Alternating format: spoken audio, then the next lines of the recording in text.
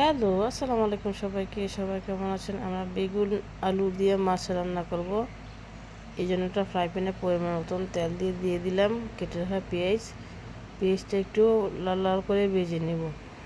পেঁয়াজটা ভাজা হয়ে গেলে অল্প একটু পানি দিয়ে দিব মশলা কষানোর জন্য। আমি পরিমাণ মতন হলুদের গুঁড়া, মরিচের গুঁড়া, ধনিয়ার গুঁড়া, জিরের গুঁড়া, স্বাদ মতন লবণ দিয়ে মশলাটাকে ভালো করে কষিয়ে নিব। আমি এখানে মশলাটা মিশিয়ে একটা ঢাকনা দিয়ে ডেকে দিব অল্প কিছুক্ষণের জন্য। মশলাটা যাতে কষানো হয়ে যায়, তেলটা যাতে উপরে বেশি আসে।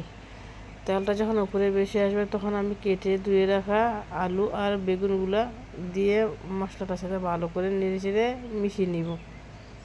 মিশিয়ে ঢাকনা দিয়ে কিছুক্ষণ রান্না করব। কিছুক্ষণ পরে ঢাকনাটা উঠিয়ে একটু নাড়াচাড়া করে দিব যাতে পাতিলে লেগে না যায়। তারপর আরও কিছুক্ষণ রান্না করব ঢাকনা দিয়ে। অল্প কিছুক্ষণ পরে ঢাকনাটা উঠিয়ে যখন সিদ্ধ হয়ে আসবে আলু বেগুনটা, তখন আমি গরম করে রাখা পানিটা দিয়ে একটু নাড়াচাড়া করে দিয়ে দিব ঢাকনা বলক চলে আসার জন্য। যখন তরকারিটাতে বলক চলে আসবে তখন ভেজে রাখা মাছগুলো দিয়ে আরও 5 থেকে 6 মিনিটের মতো আমি রান্না করব। আর সাথে কয়েকটা কাঁচামরিচও দিয়ে দিলাম।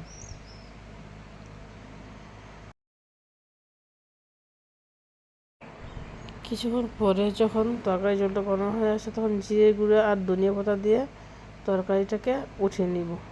ধন্যবাদ সবাইকে।